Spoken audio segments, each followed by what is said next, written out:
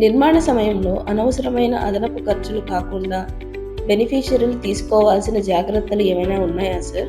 మంచి ప్రశ్న ఇది కూడా.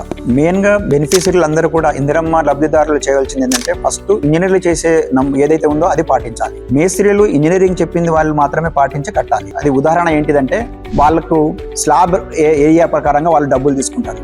ఎస్ఎఫ్టీ రేట్ స్లాబ్ దాని ప్రకారంగా మనం పిల్లర్ టు పిల్లర్ 400 ఎస్ఎఫ్టీ మనం ఇల్లు కట్టాలి. కానీ స్లాబ్ ఏరియాని వాళ్ళు పెంచుతారు. ముందు ఫ్రంట్ ఒక 8 ఫీటు, అరౌండ్గా 3 ఫీటు 4 ఫీటు ఆల్ సైజెస్ కూడా పెంచడం వల్ల ఏరియా అది దాదాపు 810,000 వరకు వెళ్ళిపోతుంది. దానివల్ల ఎస్ఎఫ్టీ 250 రూపీస్ నుంచి 300 రూపీస్ వరకు వాళ్ళు క్యాలిక్యులేట్ చేసేసి తీసుకుంటారు వాళ్ళకి మేసన్ ఛార్జెస్. సో దీని వరకు ప్రకారంగా వాళ్ళకి దాదాపు 2 lakhs to 3 lakhs రూపీస్ ఖాళీ ఓన్లీ మేసన్స్ ఛార్జెస్ వెళ్తాయి. దానివల్ల మనం ఇచ్చేది 5 లక్షల రూపాయలు, కానీ వాళ్ళు 3 lakhs రూపీస్ బెనిఫిషరీ వాళ్ళకే ఇస్తే మిగిలేదు 2 lakhs.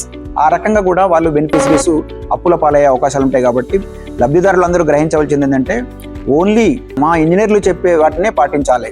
తర్వాత స్టీల్లో కూడా వాళ్ళు ఏం చేస్తారు, మనం యాక్చువల్గా అయితే మా ఇందిరమ్మ ఇండ్లకి 10 mm 12 mm rod even footing కానీ స్లాబ్ కానీ ఎనఫ్. కానీ వాళ్ళు 16 mm వాడమంటారు. తర్వాత సిమెంట్ కూడా ఏ సిమెంట్ కంపెనీ కూడా స్టాండర్డే ఉంటుంది.